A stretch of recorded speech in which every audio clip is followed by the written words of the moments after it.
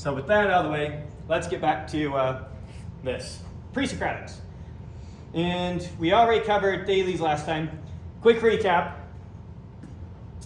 on what we were talking about last time. First off, Thales. Where was Thales from? Lydia. He was from Lydia. You might remember in particular he's from Miletus, a coastal town, but from Lydia is good enough. So he's from Miletus. He's the first philosopher that's kicking all this stuff off. Remember that what happens during a bunch of these early philosophers' lifetimes is that the Persians come in and conquer Lydia. That happens 547 BC, so it's just a few years out from where this map's at. So most of our philosophers that we're talking about to begin with are born into this world. So Thales was from Miletus. The next two people that we talk about are also going to be from that same coastal city, Miletus. And we consider the first one to be his student and the next one to be the student of his student. I don't know. Anything else that we need to review from last time? What was Thales' big thing? That there was one thing. There was one stuff. He started saying that there must be some one stuff that makes up everything. And what was his answer for the one stuff? Water. Water. And so his next student is going to follow in his path, Anaximander. Anaximander, his date 610 to 546 BC. Notice that he's dying just a year after the Persian invasion. While he's younger than Thales, they died real close to each other. Alright, so getting into Anaximander. Anaximander, he was an astronomer, or cartographer, and obviously a philosopher, or we wouldn't be talking about him. He's the first known of the Greeks to actually publish a written document on nature. We know Thales had a lot to say. We don't know that he actually wrote a work down. We know for sure that by the time we get to Anaximander, they're actually creating books with this new way of thinking and putting arguments into those books. It still has very poetical language, and it's going to pretty much until Aristotle. But the point is, they're actually writing these books for sure now and making arguments with them. His argument for what he thought the Earth was like. He thought that the Earth was a cylinder. Do you remember what Thales thought about the Earth? Floating on water. It was floating on water, and the question is, what's the water on? We don't know. And we didn't get an answer from him.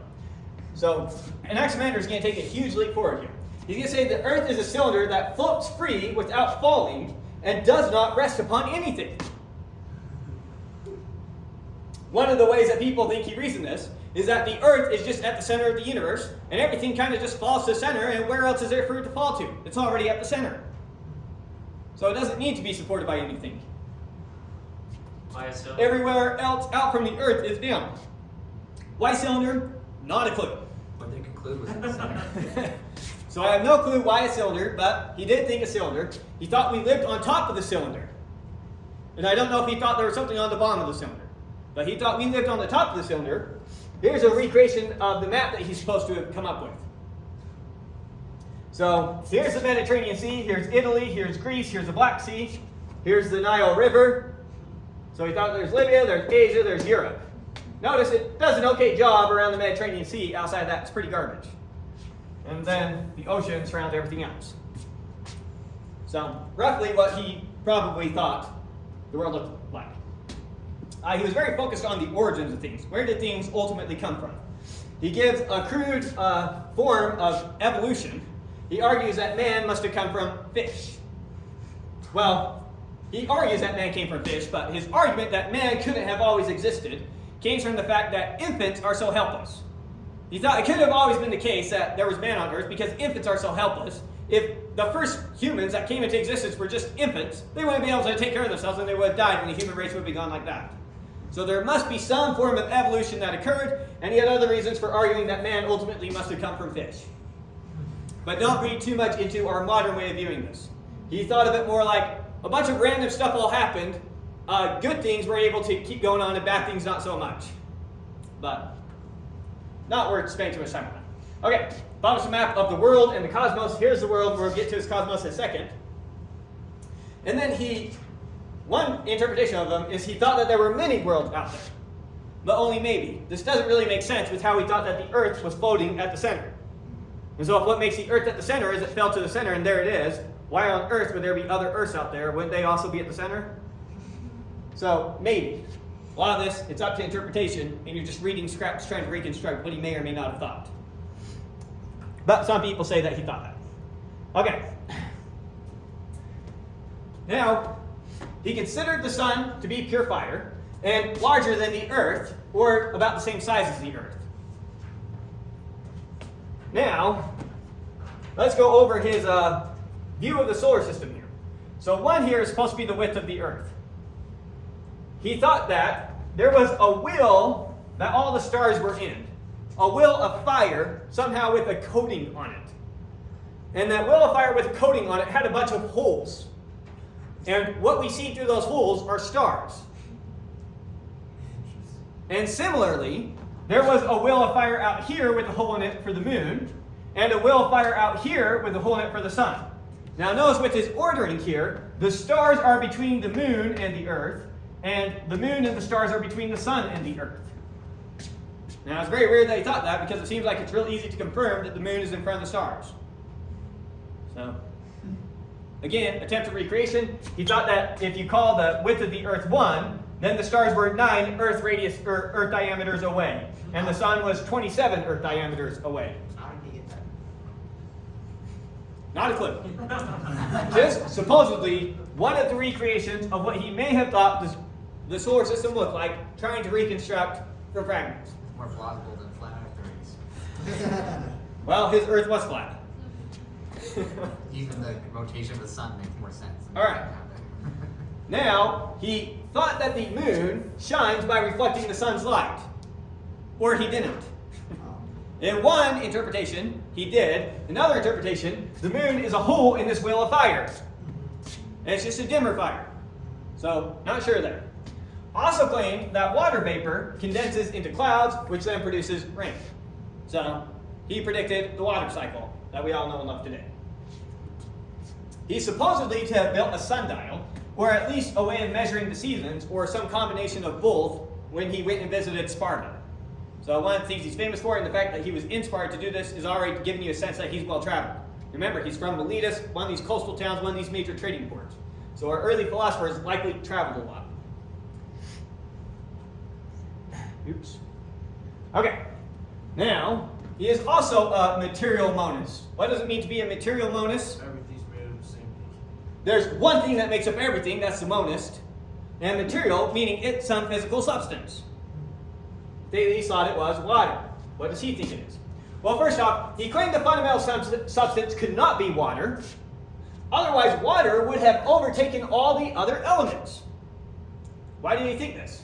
If water was infinite, because the one stuff has to be infinite because it creates everything, everything that was dry would be turned moist, and everything that was hot would be turned cold. And everything would now have all the properties of water.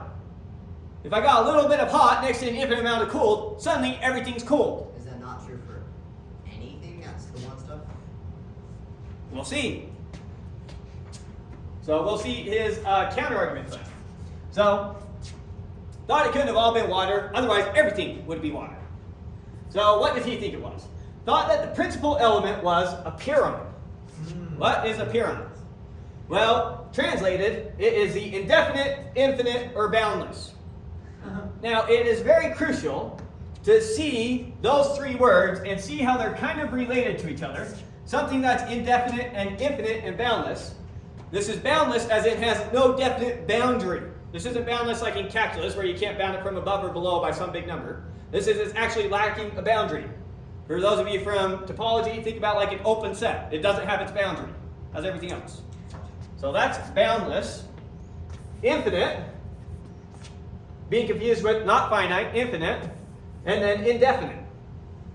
Now the Greeks early on are going to confuse these three concepts a lot. They don't have separate words for them and separate concepts for them for each of these things like we do now. So this is when they're first trying to work through this muddled thinking.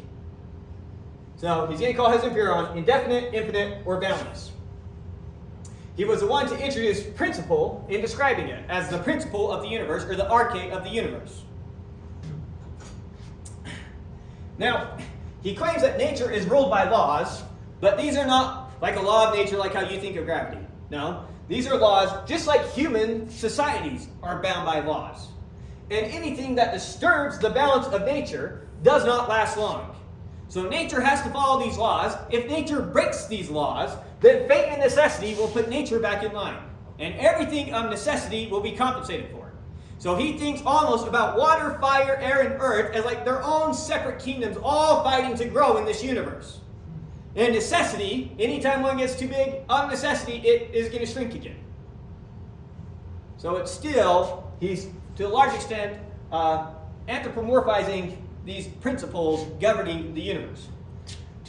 And so the four elements, fire, air, water, earth, each seek to enlarge their quantity, thereby maintaining a balance. You can kind of see how he thought that they try and enlarge themselves. You leave a little bit of water outside, and air imposes itself on that water and turns that water to air. You start a fire, it's easy for that fire to take off and to grow itself, etc. So it seems like these elements are trying to enlarge themselves. But of necessity, they are kept in balance. Now we give you the one big fragment that we actually have of his. Here it is. It, the principal element, is neither water nor any other so-called elements, but some different, boundless nature, from which all the heavens arise and the worlds within them. Out of those things, whence is the generation for existing things? Into these again does their destruction come to be, according to necessity, for they make amends and give reparation to one another for their offenses, according to the disposition of time. Very poetical language. Not much of a scientific argument. But you see the scientific argument that he's making here. Everything comes into being and goes out of existence with this Aperion stuff. This Aperion isn't something you can have a direct experience with. It's indefinite stuff. And so if you're going to experience Aperion, you can only experience it in one of the four forms of elements. And so Aperion could take on the form of fire, and you can experience it as fire. Or it might then be converted to water, and you can experience it as water. Or it might take on the form of air, and you can experience it as air. But you can't have a direct experience of it as Aperion as such, because it doesn't have these properties that you can observe, feel, the coldness or the hotness. And so that's why Aperion doesn't instantly overtake everything else by canceling out all their properties. So it's this propertyless stuff that's everywhere and that everything comes from. That kind of makes sense? Yeah. Okay. So elements are opposed to each other and initially came into being when their opposites separated off from the boundless due to its motion. Now, it's a little bit hard to understand if he means that this is just an initial creation or if this is how it always happens. But, so he has this view of Aperion, and Aperion is in motion. And due to its motion, somehow that causes fire to separate off. But if I pull fire out of the Aperion, its opposite must also come out, namely water. And if I somehow get earth to separate off out of the Aperion, air must also come into existence. And so this Aperion, if you pull one element out, its opposite also has to somehow come out. Now, we don't know if he says that that's how it always works, or if that's just when he's giving his initial cosmology. He gives a pretty elaborate cosmology about all these things separating off and creating these wheels of fire, and these wheels of fire being bound up by other materials. It's not worth getting into all of it, because it's, well, I already gave you kind of a feel for what it was with his picture of the cosmos, but so that is Anaximander. Most famous for introducing this idea of Aperion into the conversation. Any questions on Anaximander? Sorry for the next guy? Sure. Why not? And so the next guy is, we should have looked at his dates for a second, is Anaximenes. Anaximenes is now the pupil of Anaximander. Or at least that's how we talk about him, as though he was the actual student. Was he in reality? We don't know. We're going to pretend he was. Why is his name similar? Huh? Why is his name similar? His name's similar to Anaximander's. Is that purely a coincidence? Is that... That could be purely a coincidence. Anaximenes. They're both from the same city, Miletus. Their lives definitely overlapped each other, and he definitely has some criticisms for Anaximander. So, good chance that they knew each other. Good chance that Anaximander actually taught in some capacity Anaximenes. Maybe Anaximenes just bought his book, read his book, whatever. I don't know. But in some capacity, Anaximenes was definitely influenced by Anaximander and felt like he needed to correct what Anaximander said. So again, Anaximenes is going to be an astronomer, he's going to be a philosopher, and he's going to be the last major philosopher that we talk about from Miletus. Another way that philosophers often say that is he's the last of the Milesian school. So after this, philosophy stops happening in Miletus like it was before. possibly due to the Persians conquering Lydia.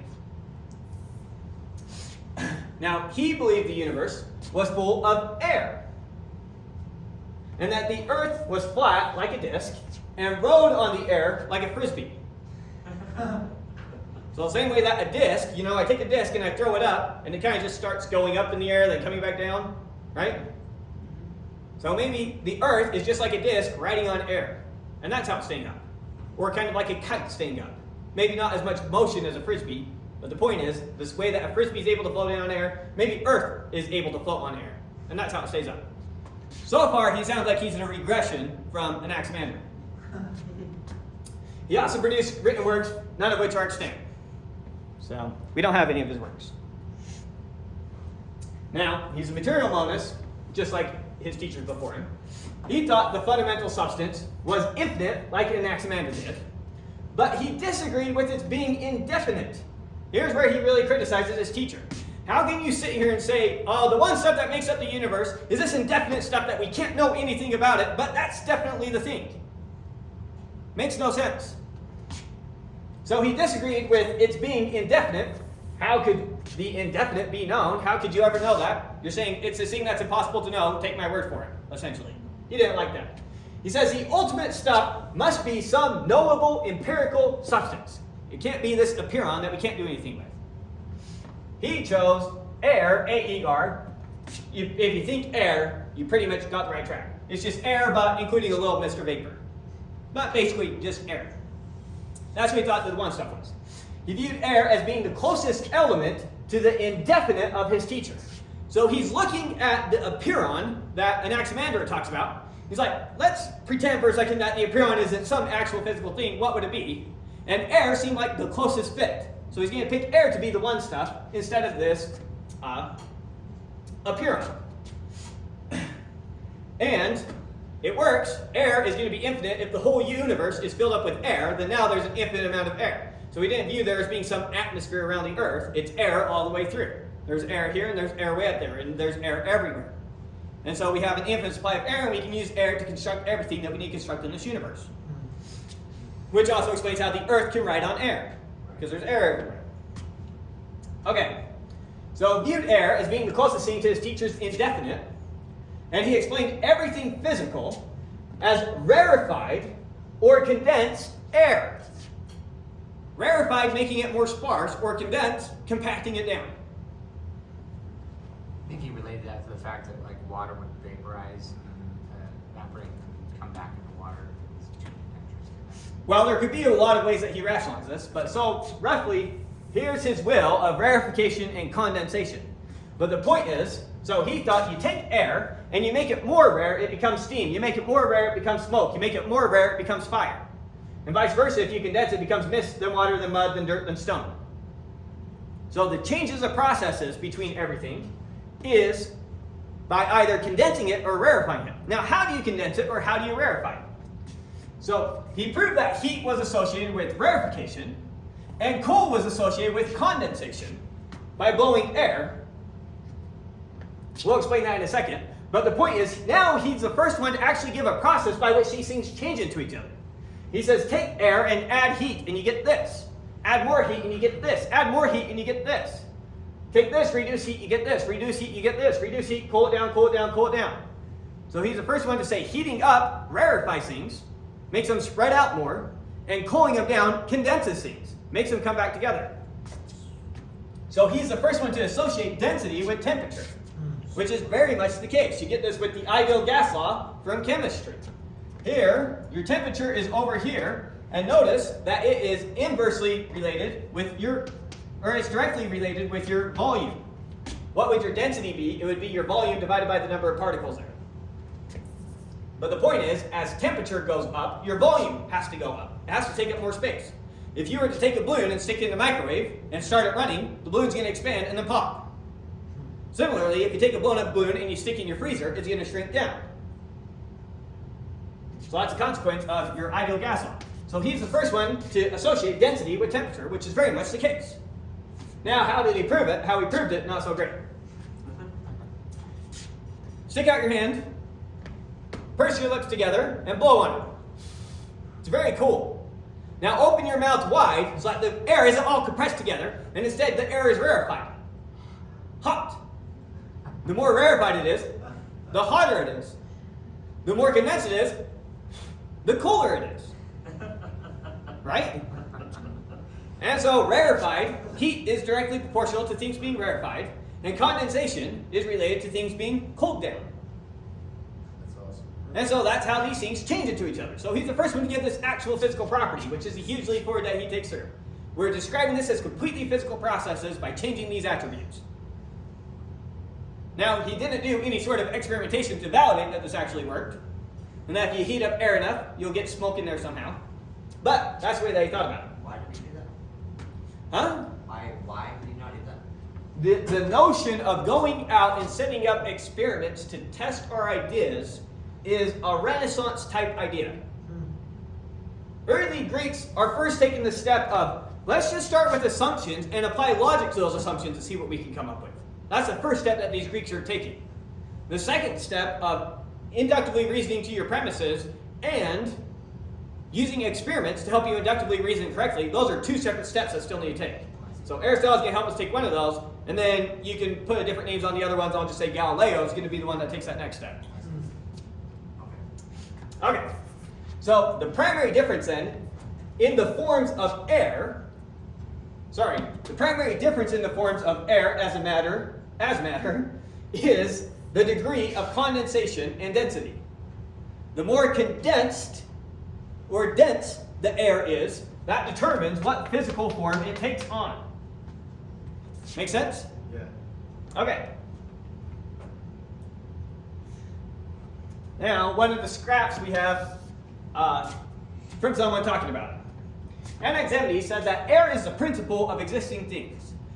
For from it all things come to be, and into it they are again dissolved.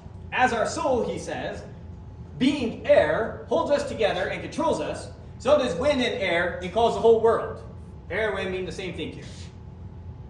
So this is someone talking about what Anaximenes said. One of the main scraps that we have to go on. Good? Okay. Now, we're also told that Anaximenes made gods and divine things come from air as well. Now, why did he think that gods and divine things were made of air? Well, the argument is potentially related to air being the most difficult form to detect of all these forms.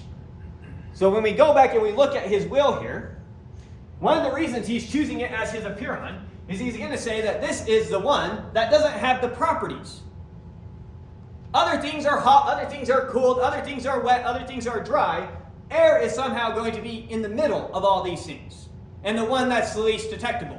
And so these undetectable beings must be composed of air, and that's why we can't detect them.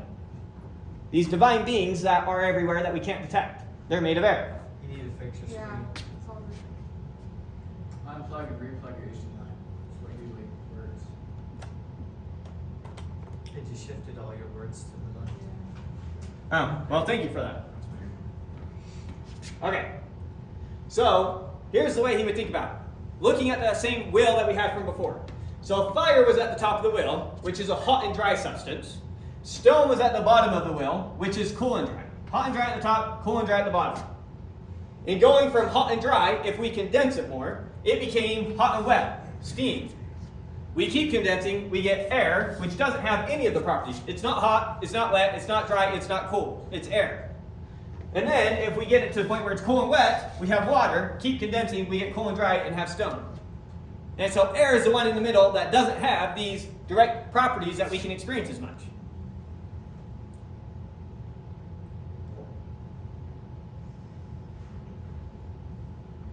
You see that? Putting it all together on some spectrum from top to bottom. Fire at the top, stone at the bottom. What happens if you try and condense stone? Huh? What happens when you try and condense stone? Stone is as condensed as it gets. You get more condensed stone. Did he imply that there might be some things that he's not aware of, or that We have so little to go on.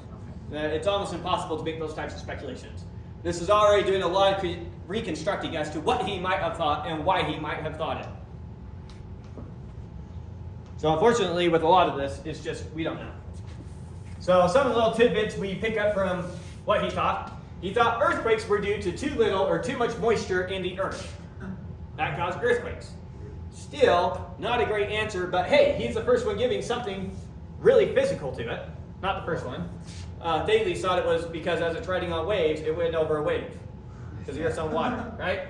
So here's his explanation for him. Cooler one is what he thought about lightning. So you've got clouds up in the air, and then wind blows those clouds really hard. And so they separate really fast. And there's a really sudden rarefication going on. And that sudden rarefication produces sudden fire that shoots out. And we call it lightning. Is the wind blows fast? Yeah, the wind causes the clouds to separate really quick, which creates a sudden rarefication. That sudden rarefication produces lots of heat, which produces lightning. It's not a bad idea. Trying to explain all physical phenomena in terms of his rarefication and condensation. How did he know this? He thought rainbows are formed when densely compressed air is touched by the fire rays of the sun. Pretty close to what it is. Again, just like his teachers, he's always looking for a unifying cause for the diverse phenomena, trying to explain it all in terms of his one system. Set up his system that explains everything. It's what they're all out to do from Thales outward, for the most part. So how many of these previous philosophers were mentioned in Aristotle's and Plato's arguments and teachings? Plato doesn't make near as much reference to him. Aristotle makes a lot of reference to him. Aristotle is one of our primary sources for a lot of these guys. Because when Aristotle writes a work, one of the first things he does is he gives you a quick run-through of what previous thinkers thought and gives you a quick critique of their arguments. Somebody says this doesn't work, he says, oh, I like this. So he might borrow some things, he might reject other things, give you the rationale for all of it before he gets started. So his metaphysics, the start of his metaphysics, is where he deals with a lot of these physicoi, these natural philosophers who came before him. Good. Any other questions before we get to Xenophanes? Just makes it feel like the future is always going to find the past humorous in what they originally believed. Quite possibly. All right. So now we get to Xenophanes of Colophon. So now we're from a different city. But he's still going to be over there on the coast. Notice his years now, 570 to 578 BC. Remember, 478 BC, thank you.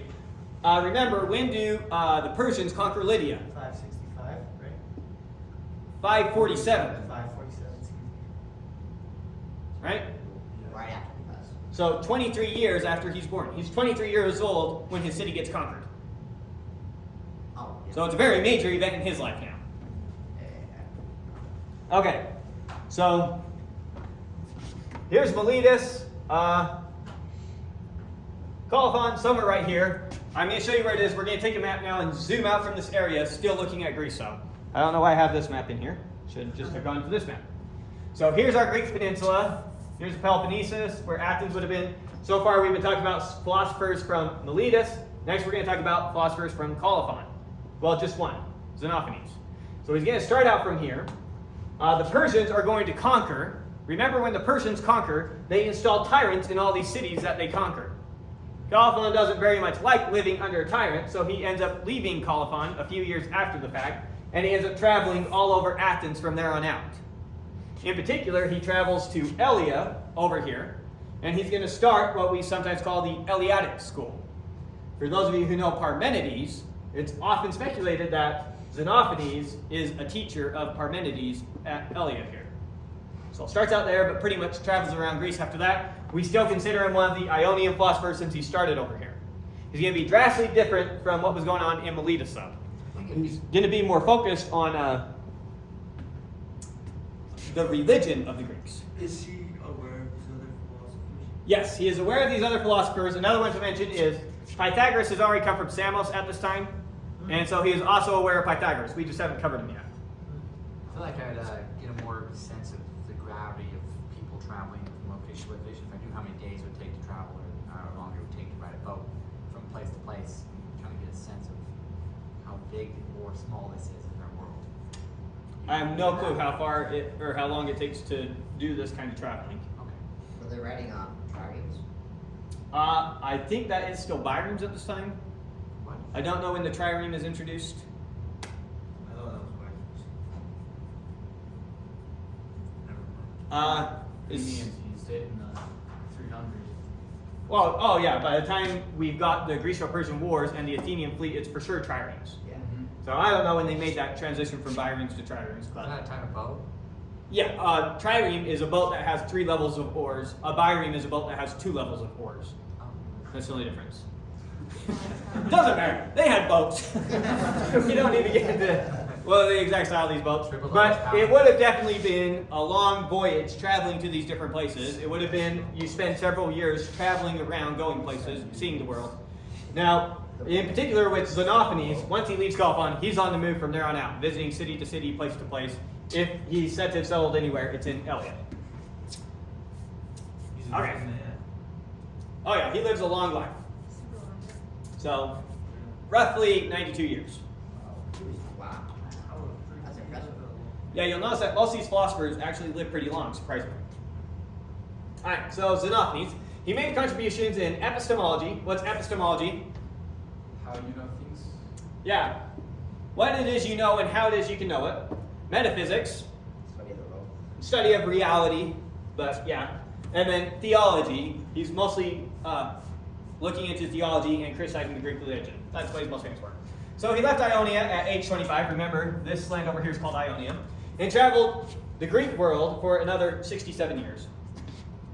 He's in particularly critical of the Greeks' venerations of athleticism and thought that the Greeks should pay more attention to their poets. Now that might sound kind of funny to us today, but remember, philosophy as this type of this way you do education is still catching on. So in the world that he's existing on, your Greek youths have 2 educations. They have their physical education, and then they have their musical education, where they study poetics. And so poetics here is like academia at the time. So he's saying you're focusing way too more on athleticism, with like your Olympic Games, and not focusing near enough on your poets. Your Homer and your Hesiod, for example. You're not focusing on your academia.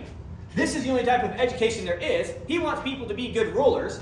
Being athletic doesn't make you a good ruler. Therefore, being good with your poetry does make you a good ruler. This is the type of education that makes people good rulers, just people. Was poetry encompassing many different studies? Yes, poetry would be a bit more broader than we think, but understand that the knowledge that's passed down at this time is in poetic form. In this sense, the Old Testament would be considered poetry. The Iliad and the Odyssey are definitely considered poetry. What Hesiod does is considered poetry. And this is where you get your lessons. This is how you learn how you ought to behave. It's through your poetry. So a modern way of viewing this is he's saying we should focus more on academia and not so much on athletics. And the Olympic Games were definitely focused around athletics. People who won the Olympic Games, often in your city, would enable you to live in luxury to the end of your days if you won something for the city. So it was a big deal. Do they also elect people based off of their athleticism? I have no clue. I would guess yes. Okay. That was definitely a factor. Anyways, so gives you a little bit of the rationale for why he would have said that.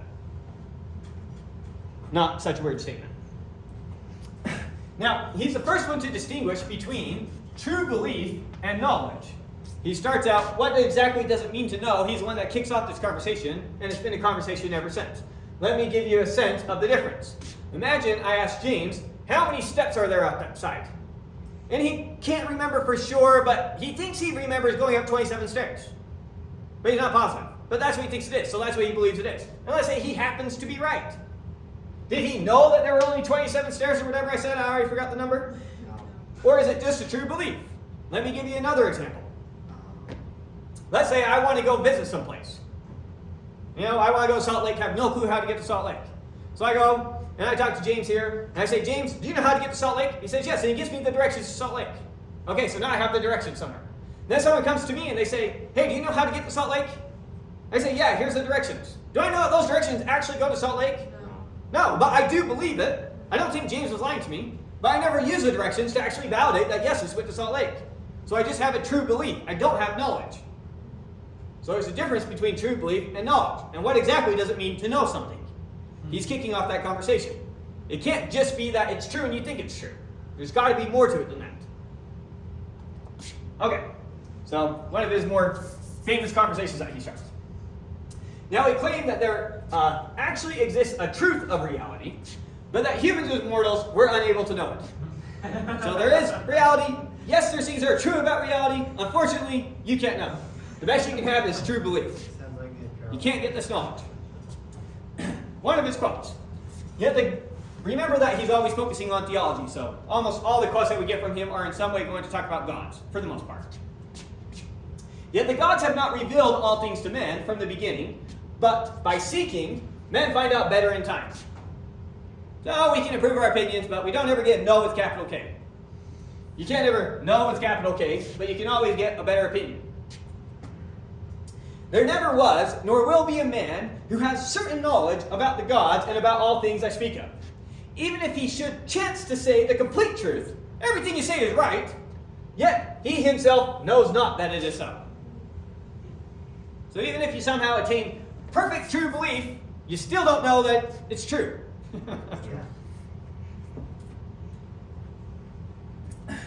Okay. He hypothesized that the earth must have at one point been covered in water from examining a fish fossil in the mountains. So he's up in the mountains, finds a fish fossil. He thought, there's only one way that this fish fossil could have been here. Fishes were swimming here. And so there must have been water here before. And so at one point the earth must have been covered with water. He also observed water coming from ceilings and caves. You go down certain caves, you can see water leaking from the ceilings. So he held that the fundamental substances were wet and dry, or water and earth, and that they cycled between each other. Now, early on, there is no talking about wet as being a property of water. Wet and water are in some sense the same thing, and there's no sense of talking about dry as being a property of earth. Dry and earth are in some sense the same thing. The first person to actually split off when we're talking about elements and properties of elements is Gibeon Empedocles. He's a bit down the road. So that's why I phrase it that way. Anyways, so he thought that the one stuff, this is one potential view, I'll tell you the other one in a second. He thought that the one stuff was actually two stuffs, water and earth. And that the earth, while water and earth could change into each other in the small scale, in the big picture of things, all of earth was gradually transforming into all of water, transforming into all of earth, transforming into all of water. And he thought that we were currently on a period where all water was transferring to earth. And so he thought in the past, water levels must have been much, much higher, which is how the fish fossils got there. And so we're in the process of water levels gradually going down into more and more earth. And it's going to go through these cycles over and over again. Okay. All things come from the earth, and in the earth, all things end. Now, I told you that one position is that he thought the one stuff was water and earth. Other people argue, no, he actually just thought it was earth. And here's one of the fragments that they use justifying that. But I think the water and earth one makes more sense with most of his stuff. Is he referring to celestial bodies as well? Everything. Including celestial bodies? Including celestial bodies. Interesting. As far as I can tell, all things. You gotta interpret it. Alright. Another one of his fragments. All things are earth and water that come into being and grow. So, thought earth was infinitely wide / deep, and so not supported by anything. You know, he thinks all these philosophers who come before him are answering dumb questions. They thought it must be floating on water. There's a question of what he thought the water was on, but we don't know. Anaximenes, he's the one that's saying, well, it's just floating there because it's in the center of the universe. And Anaximander says it's riding on air. He says, well, a bunch of dumb questions. No, it's not on anything. It's earth all the way down. There's a funny story about an old lady visiting or watching one of Feynman's lectures. Feynman, famous physicist, died 50 plus years ago-ish. So she attends one of his lectures, and she's getting after him and for saying that the earth is just floating there and supported. And the old lady's getting after him and saying, everyone knows that the earth is on the back of a tortoise. And so Feynman thought he was being clever. He says, okay, what's the tortoise on? She says, very clever, young man. It's tortoise all the way down. So, the earth is infinitely wide and infinitely deep. And so it's not supported by anything. It's all earth, all the way down. It's earth, no more earth. His theory for the sun one, kind of weird. He thought that every day it's a new sun. Where did the previous sun come from? So when you light a fire, notice that all the flames go up. And so all the fires from the previous day coalesce together in the sky, and that's the next sun. You got to understand, the sun can't go around the earth. It's earth all the way down. Yeah. So you got to get the sun from being over there to back to be, sorry. The sun from being over there back to being over there to start a new day. It doesn't. It's the new fires. Now, I don't know why we don't have bigger fires in winter when everyone's burning fire. Seems like the more fire people are burning, the colder it is. That seems a little bit weird. But, oh well. So, seems to have thought something along those lines. He thought the earth was infinitely wide. Infinitely wide, infinitely deep. So, did he think that humans existed across the entire thing? Probably. Not a clue. Now, most of what he's famous for is being critical of the Greek religion. In particular, Homer and Hesiod, since these are the most venerated of the Greek poets, they're the ones he's the most critical of. Homer and Hesiod have attributed to the gods all things that are shame and blameworthy among men, stealing and committing adultery and deceiving each other. I mean, I don't even know how many girls Zeus is supposed to have mated with, but I think it's in the double digits. And a bunch of them weren't even gods. So, Homer is the one telling all these stories about Zeus. Xenophanes takes issue with that. He thinks that's blasphemy. Look at him saying all these negative things about gods. He goes on to say, the Ethiopians, that's people down in Africa, the Ethiopians say that their gods are snub-nosed and black, and the Thracians, that theirs have blue eyes and red hair. Says everywhere we go, people are making their gods look just like them. And so that's what he's accusing Homer and Hesiod of doing.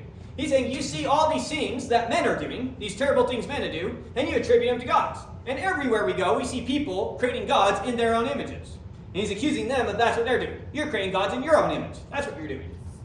And he goes on to say something to the effect of, it's summarized here, if horses, oxen, or lions could make art, they too would render figures of gods in their own image. And horses would say there's horse gods and lions, there's lion gods, and ox say, no, the gods are oxen, I promise. So he goes on to say that there is one God, greatest amongst gods and men, in no way similar to mortals, either in body or in thought. Wow.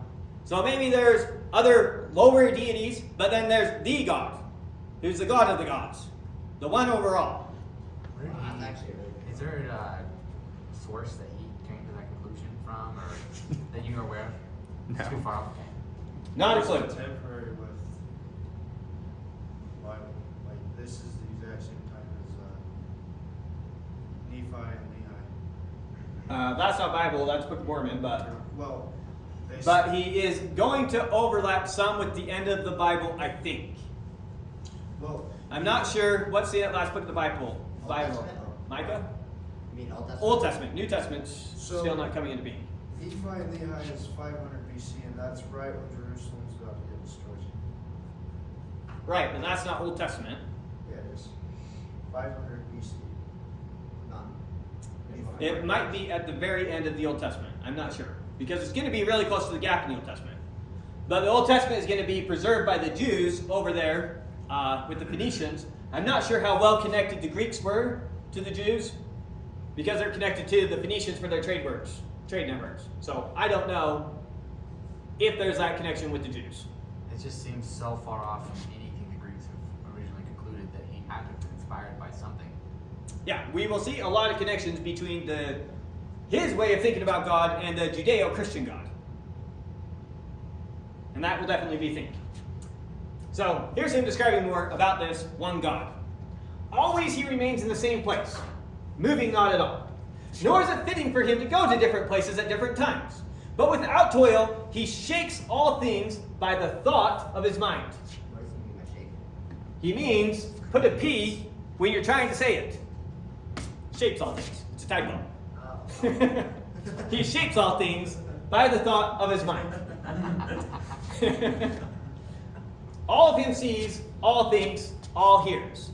So you can see that sounds a lot like the Christian God. This omnipresent, omnipowerful, what's the last one I'm missing?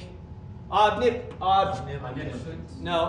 Thank you. All-knowing, all-present, all-powerful God. All of them sees, all thinks, all hears. And unity is God.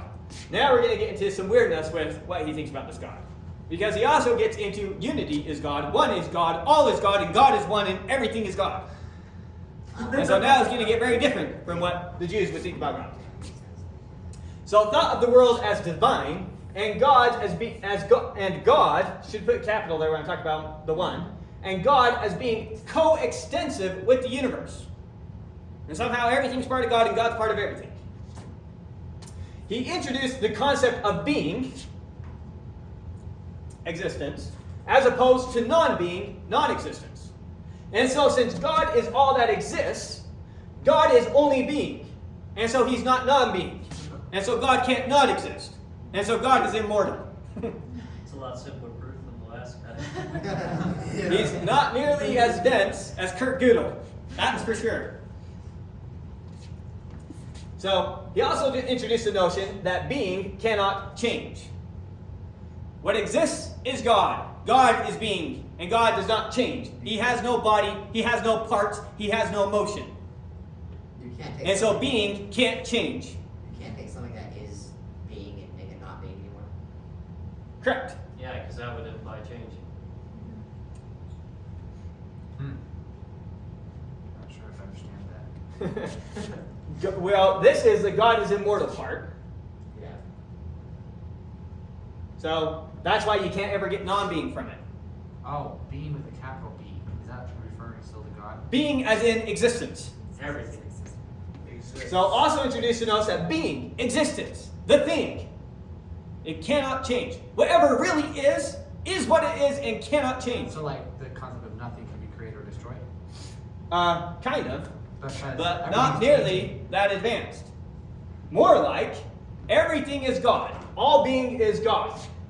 God, always he remains in the same place. Moving, not at all.